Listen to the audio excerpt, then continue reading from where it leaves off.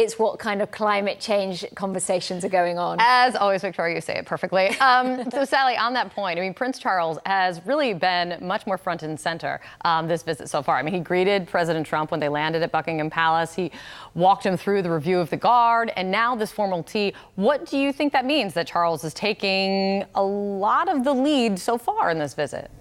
Yes, I think in many ways Prince Charles has really been pushed forward a bit more, particularly with the retirement of the Duke of Edinburgh a couple of years ago.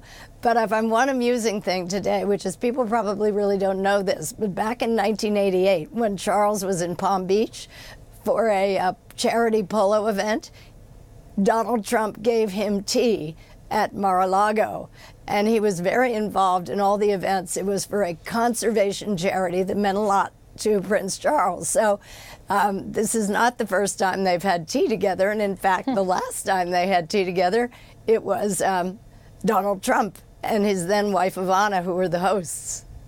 That is fascinating, Sally.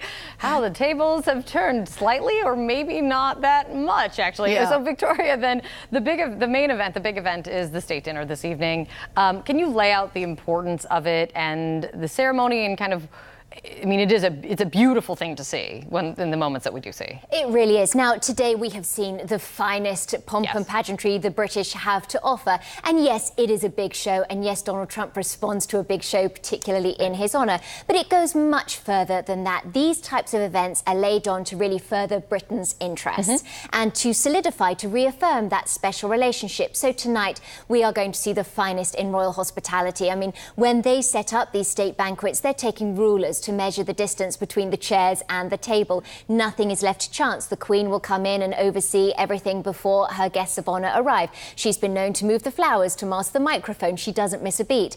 But Donald Trump will have a chance to make a short speech. He will toast the Queen, as she will have done the same beforehand. There will be tiaras from the royals present, and we're going to see really the finest in British society, but also a number of Americans that are living in the UK that they are considered important enough to invite to this event. So there'll be about 150 people there.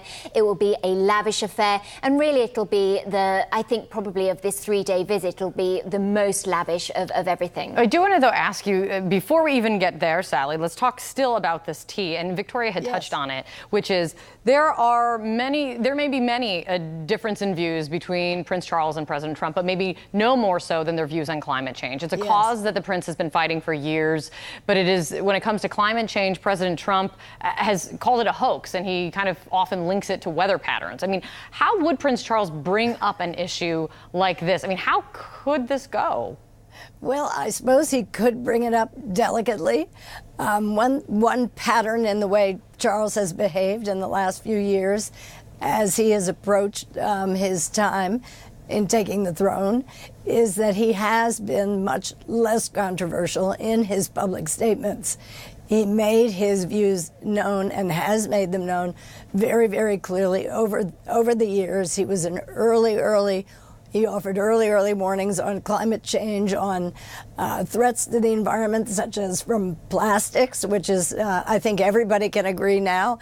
Maybe that'll even come up in his agenda today with Donald Trump, that the spread of plastics and ruining our oceans, things like that. There are other things that he could address that may not be any kind of a direct confrontational situation. You know, I think it'll probably be more like that. I mean, we have to remember that not so long ago, back in 2005 and previously in 2009, he refused to go to 2 state banquets honoring Chinese presidents. He refused to shake the hand of one Chinese president because of the mistreatment of the Dalai Lama and the Tibetans.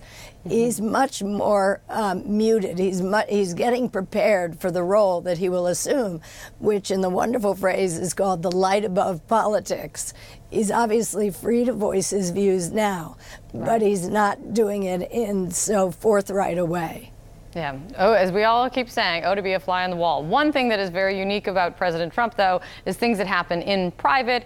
Quite often, eventually, he does tip his hand publicly. So let's see if any of that comes out after this. Yes. Regardless, it's great. Thank you guys for being here. We really appreciate it. Thank you, Victoria. Great to see you, Sally.